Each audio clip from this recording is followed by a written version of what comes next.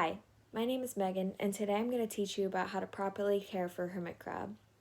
So we've all been to the beach, and we've all went into those little pet shops that they have there and seen the little painted hermit crab shells. We pick out our favorite one and then throw them into those little tiny clear plastic bins with the colored pebbles. Well, today I'm going to teach you how that's actually wrong, and I'm going to teach you facts about hermit crabs, how to properly set up a hermit crab tank, and how to maintain them once you have that done.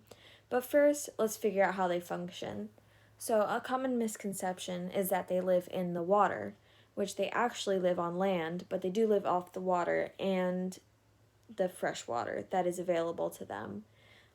So, in the tanks, you're going to have fresh water and salt water available to them in different dishes. And also, a thing about water is they need to have it everywhere in their tank, meaning they need to have a high humidity because that's how they breathe. Um, what I do to keep my humidity up in my tank is I take one of these handy dandy misters right here, and it emits a nice kind of like a sea spray almost of water throughout the tank so that I can breathe and everything. And like I said, the painted shells, that is a big no-no. This is actually what should be put in the tank. Should be many of these actually, because they like switching around once they get bigger and everything.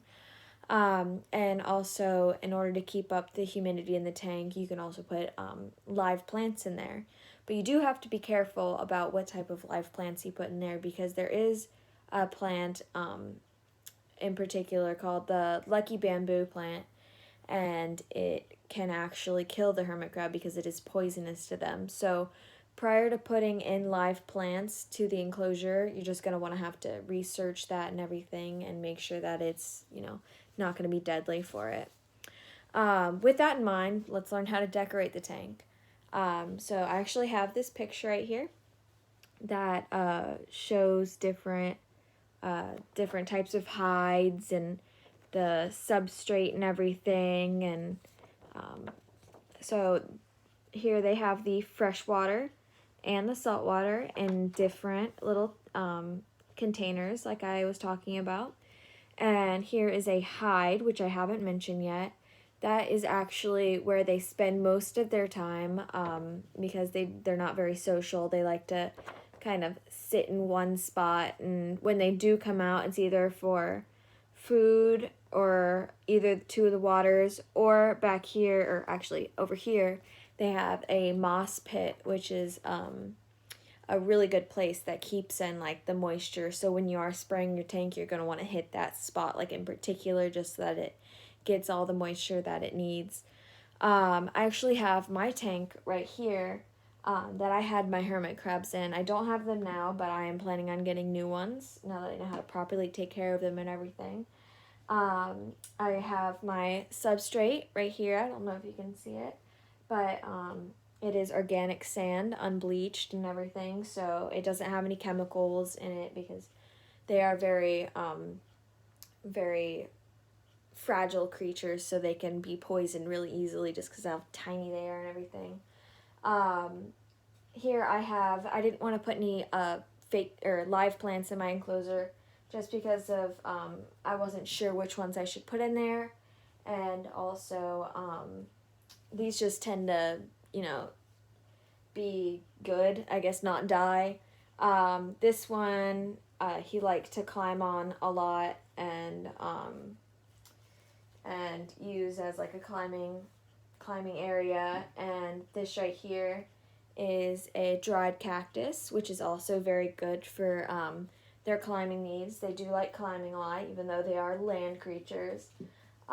Again, with the dried cactus, if you are going to put that into a hermit crab terrarium, you're going to want to get an unbleached one like this one, not colored at all, because I've seen some at the pet stores that are actually like bright blue or bright orange, and that's like extremely bad for them. So just stay clear of those. But now that it's set up, let's learn how to take care of them in the long run. So, according to PETA, they need very deep, damp sand in order to molt.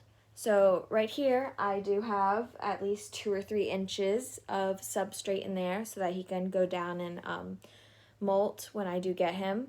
And also, the high humidity in here allows that deepness of the sand to hold it in so that when he is down there, he'll get the humidity that he needs. And if you check out the YouTube video that I have linked in the little drop box, I guess you can say, underneath this video, you can see that how bringing multiple hermit crabs home instead of just one really helps them be in like a normal environment. And also you will also learn how when you do have your tank set up, you're not going to want it by a window where it can be really hot from the sun, or in a very drafty area like underneath a vent, because that'll completely mess up their body heat because they can't regulate their own. And with all that information, how much did you actually know? Did you know that there's so much that goes into hermit crabs? We learned how they function and live, how to properly set up the tank, and how to actually care for them once everything is done so that they can live their 30-year lifespan. And now that you've listened to my speech, have you mistreated a crab that you've had before?